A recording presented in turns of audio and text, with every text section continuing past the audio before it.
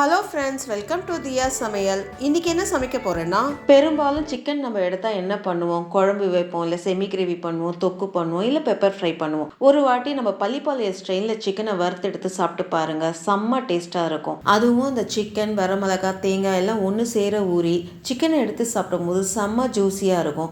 அதுவும் அந்த தேங்காயோடைய டேஸ்ட்டு வேறு லெவலில் இருக்கும். வாங்க எப்படி செய்கிறதுன்னு பார்க்கலாம். சமையல் அறைக்கு போகிறதுக்கு முன்னாடி இப்போ தான் ஃபர்ஸ்ட் டைம் என் சேனலை பார்க்குறீங்கன்னா என் சேனலை சப்ஸ்கிரைப் பண்ணிவிட்டு பக்கத்தில் இருக்க பெல் ஐக்கானை கிளிக் பண்ணிட்டு வாங்க. 1/2 கிலோ சிக்கன் மஞ்சத்தூள் போட்டு நல்லா கழுவி எடுத்திருக்கேன்.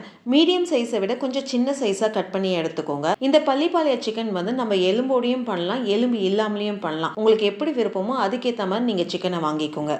15 வரமிளகா எடுத்திருக்கேன். வரமிளகாவை 2ஆக கிள்ளி உள்ள இருக்க விதையெல்லாம் எடுத்துருங்க. நீங்கள் விதையோடு சேர்க்க போகிறீங்கன்னா 15க்கு பதிலாக 10 மிளகா மட்டும் சேர்த்துக்கோங்க.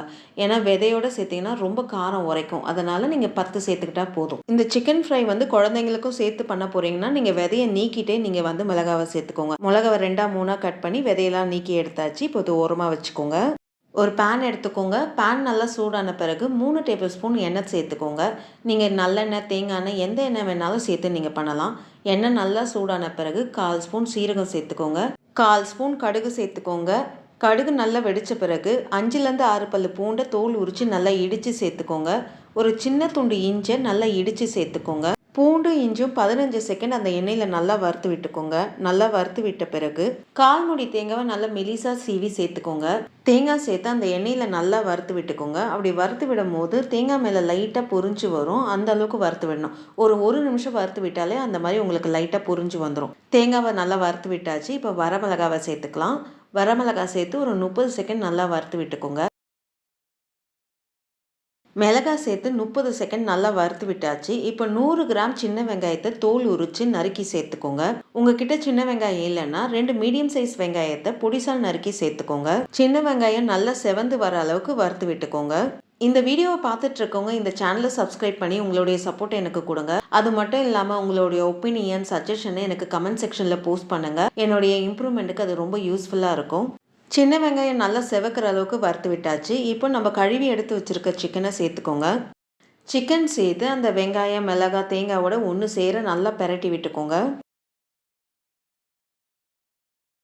சிக்கனை நல்லா பெரட்டி விட்டாச்சு. இப்போது சிக்கனை ஏற்கனவே நான் மஞ்சத்தூள் போட்டு தான் கழுவி எடுத்துருக்கேன். அதனால் இங்கே கொஞ்சமாக மஞ்சத்தூள் சேர்த்துக்கிறேன். நீங்கள் 1/4 ஸ்பூன் மஞ்சத்தூள் சேர்த்துக்கோங்க.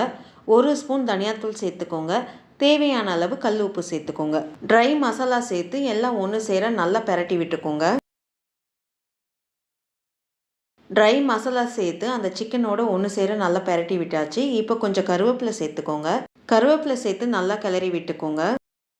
கருவேப்பிலை சேர்த்து நல்லா கிளறி விட்டாச்சு. இப்போ மூடி போட்டு 10 நிமிஷம் லோ ஃப்ளேமில் இந்த சிக்கனை நல்லா வேக விடலாம். சிக்கனை நம்ம ட்ரையாக தான் ஃப்ரை பண்ண போகிறோம். அதனால் இங்கே தண்ணி எதுவுமே சேர்க்கல. உங்களுக்கு தொக்கு பதத்துக்கு வேணும்னா கொஞ்சம் தண்ணி சேர்த்து நீங்கள் வேக விட்டுக்கோங்க. அப்பப்போ மூடியை திறந்து நீங்கள் கிளறி விட்டுக்கோங்க. ஏன்னா நம்ம தண்ணி சேர்க்கறதுனால சீக்கிரமாக அடி பிடிச்சிரும். அதனால் நீங்கள் கிளறி விட்டுக்கோங்க.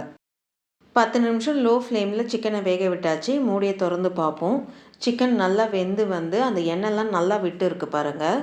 ஒரு கலரி விட்டு அடுப்பு ஆஃப் பண்ணிக்கோங்க. ரொம்ப டேஸ்டான பள்ளிப்பாளைய சிக்கன் ரெடி ஆயிடுச்சு. இந்த வீடியோ உங்களுக்கு பிடிச்சிருக்கும்னு நினைக்கிறேன். அப்படியே ஒரு லைக்கை தட்டுங்க. மறக்காமல் என் சேனலை சப்ஸ்கிரைப் பண்ணிட்டு பக்கத்தில் இருக்க பெல் ஐக்கானை கிளிக் பண்ணுங்க. வரும் நாட்கள் இனிதே அமைய நல்வாழ்த்துக்கள். நன்றி, வணக்கம்.